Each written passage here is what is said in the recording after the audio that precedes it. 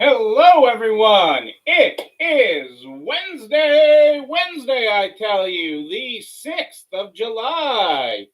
The 6th of July today. Can you believe it already?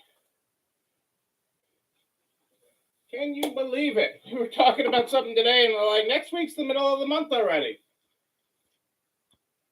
The middle of the month already is next week. We were already talking things, and we were planning out different things, and it's like, oh, well, next week's the middle of the month. Sure it is. Sure it is. What is going on in your world? What are you grateful for this Wednesday night, the 6th of July? July. That's what I want to know on this day, this first Wednesday of July. I can't believe we are on the first Wednesday already.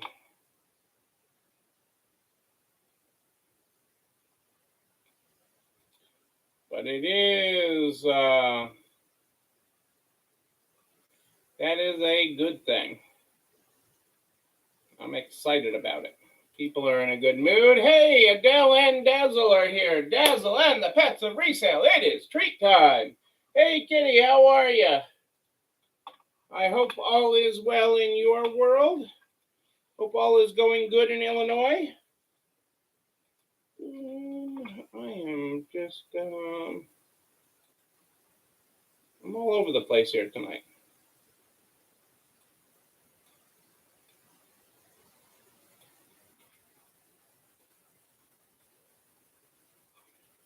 I gotta copy this. I got positive affirmations to send one of my shipper. You never know what they're gonna say. Oh, yuck, the 100 degrees. Yeah, I don't like that. I don't like that. I am with you there. Yeah, this Monday on a Wednesday thing really is messing things up, Rose. And that's like we were planning some stuff, and I'm like, holy moly, next week's the middle of the month, though. You know, it's just the way, because the first fell on a Friday, the way the holiday on a Monday. But you know, it's been a good week. This week has been a good week. Rain to offset the heat is not a bad thing, Kitty, and water the plants. I like it when I don't have to go out and water for Nana. Although I did get out there, it wasn't too bad. There was a little breeze this afternoon. I think we got in the 80s today. I've been at my desk too much, so the last couple of days I've been trying to get out and walk some each day. So I went and walked a couple miles tonight. Got a couple miles in to keep my body moving. Even though I'm at a standing desk, I feel like if I'm not moving around enough, you know, I got to get this body moving. You know, that is what I do. I am a mover, and usually because I'm moving, I'm shaking things. I don't know. I don't think that's what they meant when they said, "Are you a mover and a shaker?" But you know, it is what it is. Cassandra parked on the highway, threw up the YouTube link. So if you're having any problems with Facebook, go ahead and throw us on over on YouTube. Same Neil, different camera. Same Neil, different camera. So I am over there if you need me. We start this program every night with the Stay Positive book. The Stay Positive book is how we roll every night. Tonight we are on page 96. Being positive doesn't mean you walk around with rose-colored glasses. It means you overcome the thorns. Your greatest challenges often serve as preparation to help you live and share your greatest purpose. That's actually a really interesting thing. I'm gonna repeat the first part of that for a second, because it actually is a discussion I had with one of my managers tonight. Being positive doesn't mean you walk around with rose-colored glasses. It means you overcome the thorns. And I had a very confused manager today, and it's So in one of our locations, we have somebody being dishonest. So in one of our locations, I have someone being dishonest and has been helping themselves to some cash in the till. And I know about it, but I don't know who it is yet. I'm getting it down there, but I don't know who it is yet. And I'll figure it out, okay? And my manager took my lack of worry about it to mean like I didn't care, okay? Like it doesn't matter. And that's not it at all. My silence is actually, most people will tell you when I'm overly quiet, it's actually when you should worry the most. But it's because I'm very comfortable to the fact that I know we will figure this out. I haven't figured it out yet, okay? But I know I will, okay? And so I can't lose sleep over it, okay? That doesn't mean I'm condoning somebody stealing $20 from me, every few days. But it doesn't mean I'm condoning it, okay? But I'm also not going to become obsessive about it, okay? Because my positive attitude is that I know we will figure this out and we will put a stop to it and we will deal with it. And so it is from that I am extremely positive. I can hold my head up high and I know that I can sleep well tonight because I know we will figure this out. It's really, it doesn't, in and of itself, cause me alarm. I mean, it bothers, and it's, and the process, like you said, Giddy, the process of elimination does sometimes take time, and you never want to think anybody. And this manager is very good and very cares, and she wants to trust all her people, and I trust my people until I prove that you can't be trusted. And when you're dealing with this and you're working through the process of elimination, the most important thing that you do when you're working with something like this is everyone is guilty until proven innocent. Everyone, until they are proven innocent is guilty. The biggest mistake that we make is that, oh, it can't be Susie. Susie's been with me for 20 years. She would never steal from me. And that's the biggest mistake you make. And I remember it young I learned that lesson young in my father's pharmacy. Okay, when you excluded the person that was stealing from the equation, and I have made that mistake ourselves once. Okay, and you never make assumptions. So everybody's guilty, and and in the conversation, I'm like, well, it could even be Joe, our driver. And they're like, oh, that's right, I forgot about him. And I'm like, yeah, except for I already eliminated him. I watched what he did. I watched him on video. That was easy. He comes in and sees what snacks they have at each location. When he goes in the middle of the night, he wants to see what they have for snacks, but he doesn't touch the register, but or any place that there's money. But so you don't exclude anybody, and that's the biggest thing. Yes, the cash register reward. I mean, it's amazing the people that have done it over the years.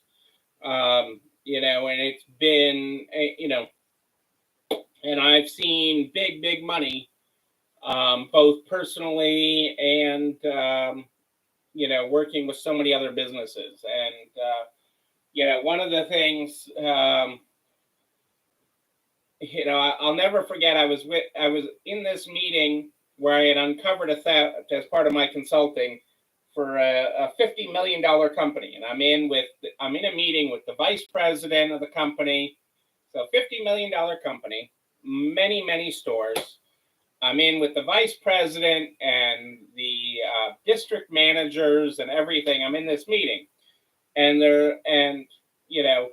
essentially Susie was stealing, and it was, and I had all the documentation to prove it. I had everything to prove that Susie was stealing, and the vice president was in the room listening, very quiet, and the district managers were defending Susie because Susie was the greatest person, and Susie would never steal. Susie is just wonderful.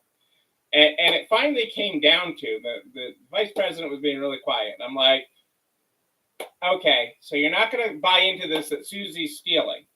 So I'm like, which conversation do you want to have? Either Susie's really stupid and losing all your money, or Susie's stealing from you. I'm happy to have either conversation, but in either case, do you want Susie working for you? And then the vice president of the company was like, pointed to me, and she was like, yeah, that. So which conversation do you district managers want to have with that? And it was a lot of money. It was a lot of money. So, but it eventually they all get. But I mean, I thought that it's interesting how the world works. You know, I don't look in advance at what page I'm going to turn to in here. And, you know, so it's funny that I just before, you know, I've had to have that conversation with a manager about that. So, you know, it is there's a lot going on. There's a lot going on. Hey, folks, June is in the books. Okay, you know, I talked about this a little bit the other night, but I know most of you were checked out in the fourth mode. But June is in the books, so you guys are at the half-year point. Half the year is in the rear view mirror, but you have half a year ahead of you. Look at all that year that is left to come. So how was your first half of the year? How was your first half of the year? And what are you looking at to make your second half of the year? What are you looking to do to make your second half of the year amazing? The year that you want it to be. Was the first half of your year what you wanted it to be? Okay. What needs to change so that your second year either continues it, if it was the way you had it, the way you wanted it to be, continues it and grows that, or what needs to change, okay, so that your second half of the year is the way you want it to be. And that starts with you. That starts with you. It starts with you taking a step back, doing what I did today. You know, book some time, go for a walk. But take some time with your own thoughts about what is or what isn't working, and especially with sales. In the stores that sales aren't where they want to be, in stores whose sales are not what they want to be, overwhelmingly I'm finding the issue is inventory. And mostly not enough. Mostly not enough inventory. If you are not at this point in almost every area of the country meeting or exceeding 2019 numbers, it's almost certainly an inventory problem. I can't stress that enough. Either the wrong inventory or not enough inventory, but usually it's not enough. Okay.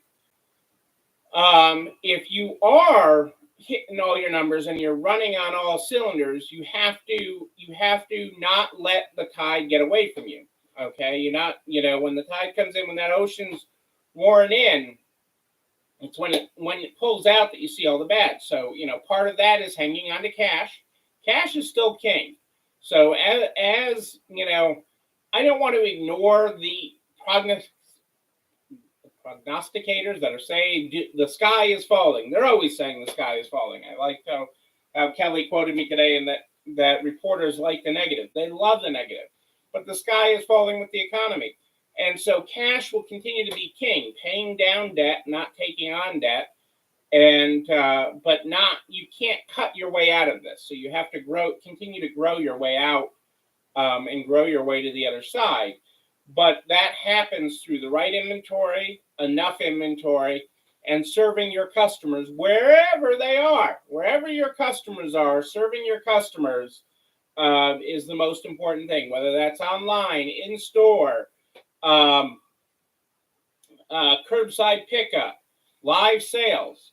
I gotta say, July, which is a slower time for many, and it's a time to reflect, okay, is also a great time to work on your platforms.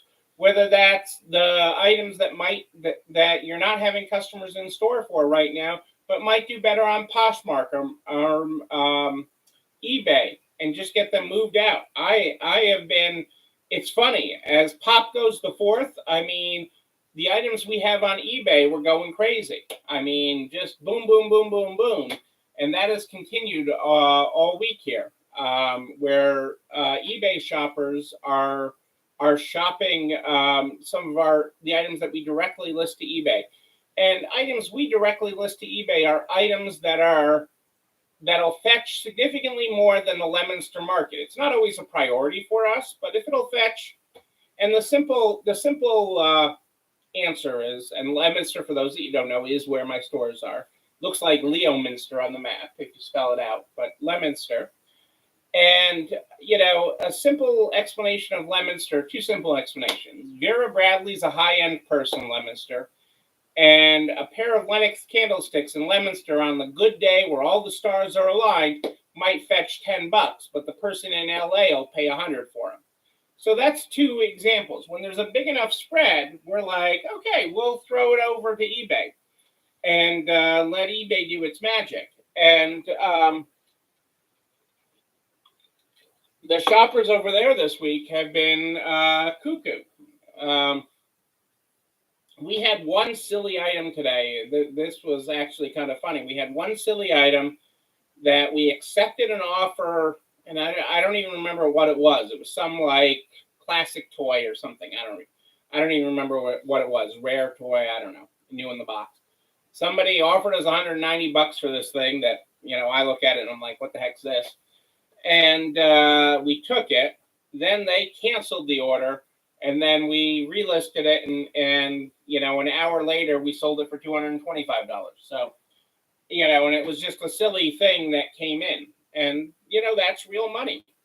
So it is an opportune time to do things like that. An opportune time to do things like that. I cheated you guys Sunday because of the holiday weekend of Sunday night trivia. So let me get started with that. And I got a lot of other stuff for you tonight. Remember, 3 of these stories are real. Only one story is fake. Can you spot the fake story? A woman's Instacart order went awry when she mistakenly received 34 boxes of Hamburger Helper's beef stroganoff. Taco Bell's latest menu item contains a Cheez-It that's 16% bigger than standard size. California-based grocer Erewhon dropped a summer fruit-inspired Spotify playlist that features 3 Harry Styles songs. Or Pepsi-backed company that allows consumers to experience flavor with their nose made its U.S. debut. So which is the fake story? Was it a woman's Instacart order went awry when she mistakenly received 34 boxes of Hamburger Helper's beef stroganoff? Did Taco Bell's latest menu item contain a Cheez-It that's 16 times bigger than the standard size? Did California-based grocer Erewhon drop a summer fruit-inspired Spotify playlist that features 3 Harry Styles songs? And was a Pepsi-backed company that allows consumers to experience flavor with their nose make their U.S. debut? Which of those is the fake story? Our quote from Simon tonight: good leaders share the credit when things go well and take responsibility when things go badly. Good leaders share the credit when things go well and take responsibility when things go badly.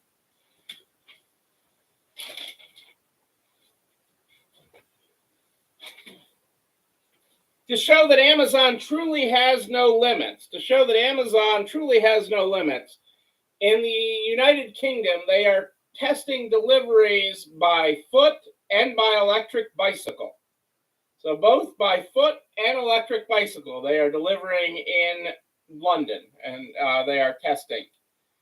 A micro-mobility hub is what they are testing, which is interesting. But on the same token, Amazon, so just give you an idea of, this online world where everything sells online is not everything. Amazon has either canceled or delayed a wave of warehouse plans as e-commerce demand cools.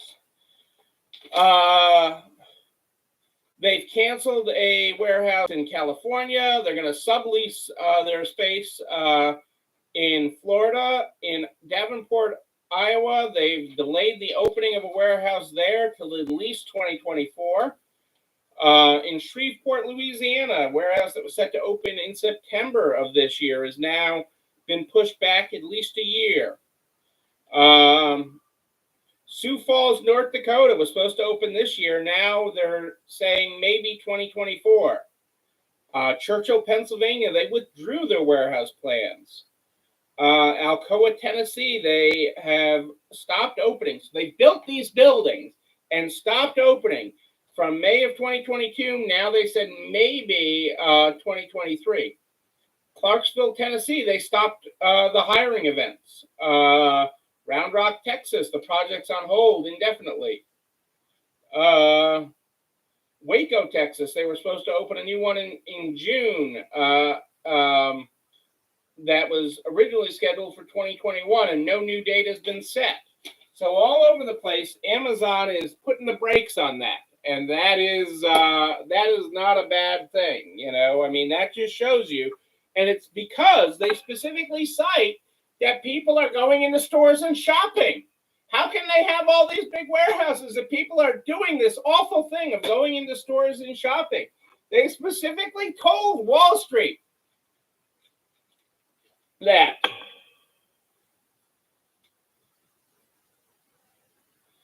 Yeah, I mean, they're doing some of this in Florida in lower cost states, Rose, but they're doing it all over. But they're building them and then they're putting the brakes, so they're releasing them. It's a very interesting phenomenon.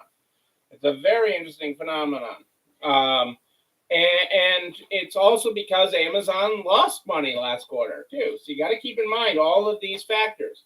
But they specifically mentioned in their report to Wall Street those damn in-store people. People are shopping in stores again. But you have to continue to innovate. You have to continue to get more efficient. I was having this conversation with a store owner today, and you have to continue to do that and get more efficient. You guys had a couple of guesses here. We've got Kitty's voting for Instacart, and Rose is voting for Pepsi. No. A woman's Instacart order did go awry when she mistakenly received 34 boxes of Hamburger Helper. And Pepsi has backed a company that is allowing consumers to experience flavor with their nose, has made its U.S. debut. So that leaves you either Taco Bell's latest menu item contains a Cheez-It that's 16 times bigger than the standard size, or California-based grocer Erewhon dropped a summer fruit-inspired Spotify list that features Harry Styles songs. Oh, Rose, you got it on the second try. That is correct. The Taco Bell story is true.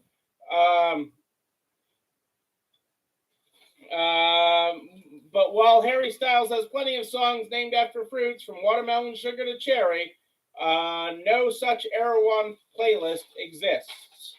So you got it on the second try, Rose. Good job. In a sign of the economy that is still chugging along, Lululemon shows no signs of stopping. They posted another strong quarter and increased its full year outlook for sales. They made money, almost $200 million in the last quarter, versus $445 million a year before. So sales are up 28%. Comparable sales are up 28% at Lululemon. So still a hot category. Lulu is still hot. It is still hot. And again, another economist is chiming in on back to school season, and that it's going to be big if you have the inventory. Not as big a growth as last year, but they are still expecting, this economist is expecting nearly 6% back to school growth, and mostly in apparel. Okay, is the biggest area that is going to see the bump. And that is from back to office. They're expecting a more normal school year. Lagging sectors will be electronics and appliances store, which they expect to be down in the back to school season. I mean, everybody's got their computers for school already, and they have their furniture, and they have all those things. So they're expecting the downshift in the economy on those items, but they are expecting an increase in the on the other side of it.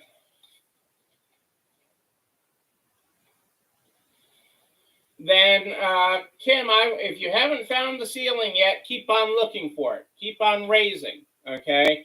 Price elasticity. You want to be able to make more on those items and have other items that you make less on, okay? Even if it increases your days on the floor.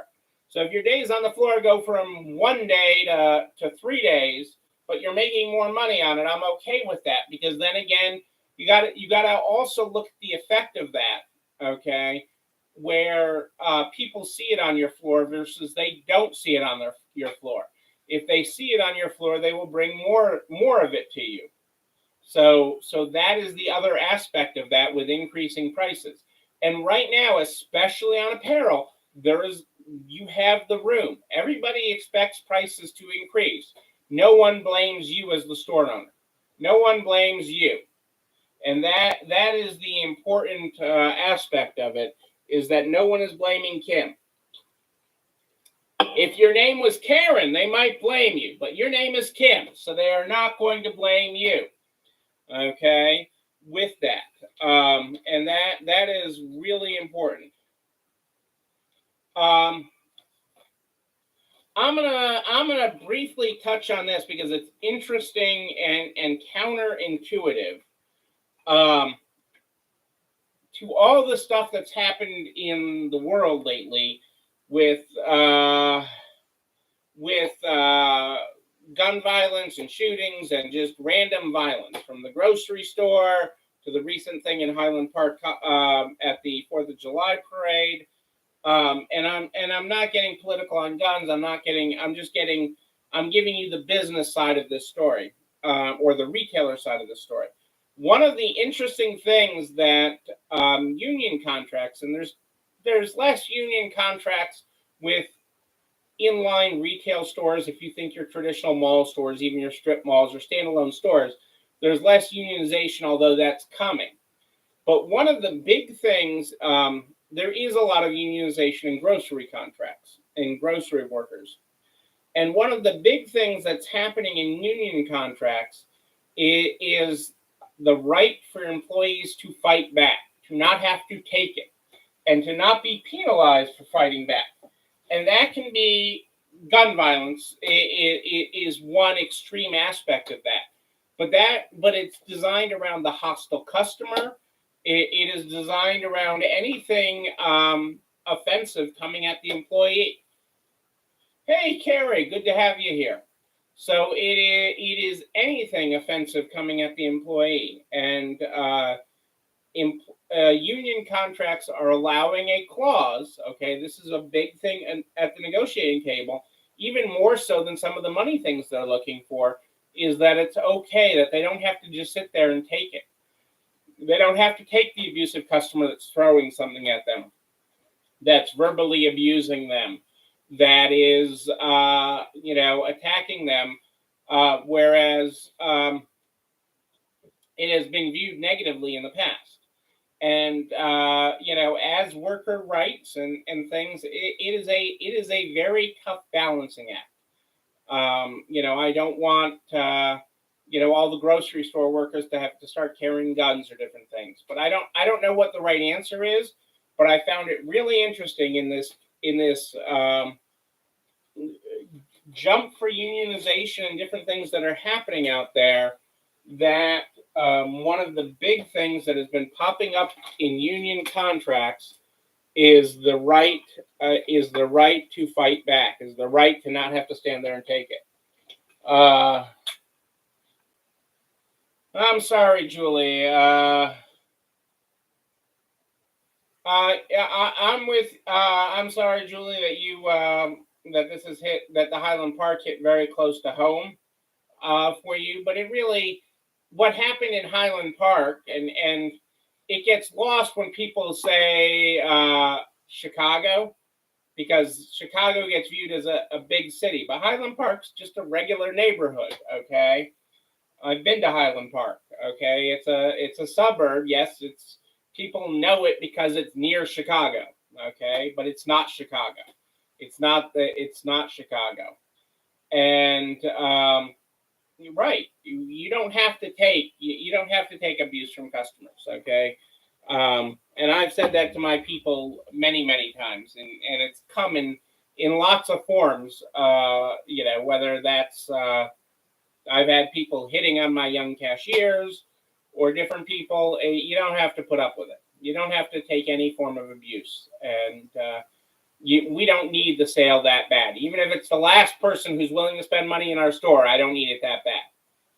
And that is a big thing for me. That is a big thing for me. So but it is very interesting that not only have the unions been asking for it, they've been getting it.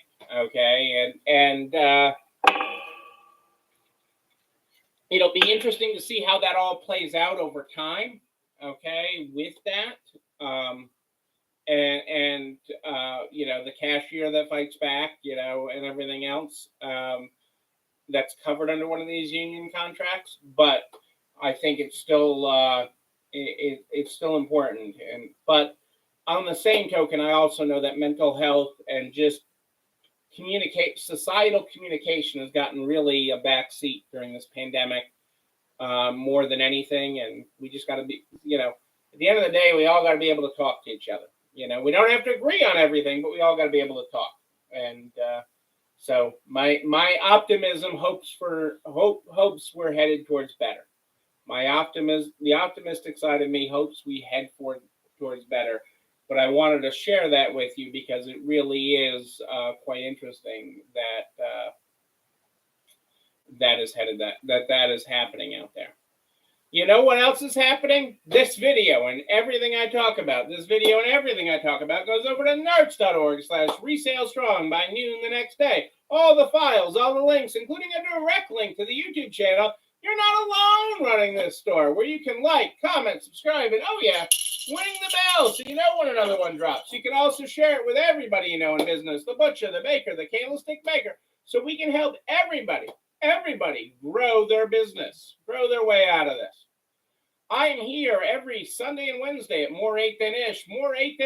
But if you have a question in between, just email me, Neil, Neil at ECIstores.com, Neil at ECIstores.com.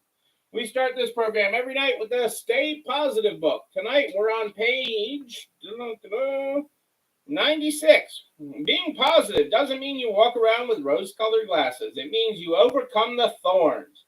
Your greatest challenges often serve as preparation to help you live and share your greatest purpose. Just as there are diamonds, gold, and oil inside the earth, there's a priceless treasure inside of you. You are valuable beyond measure, and there is greatness inside of you. You don't have to chase it. You already have it. You just have to do the work to bring it out and shine.